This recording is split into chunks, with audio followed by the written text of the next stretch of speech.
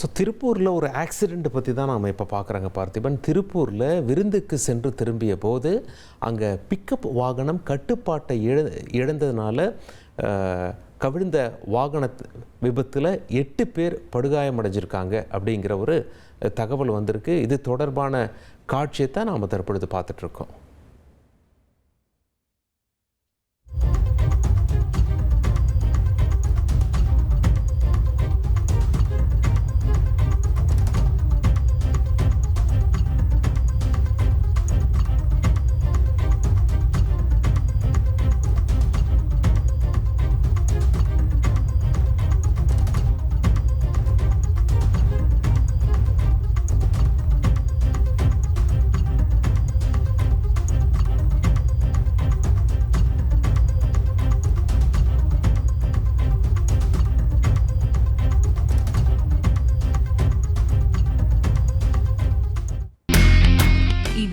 செல்லும் இடமெல்லாம் செய்தி.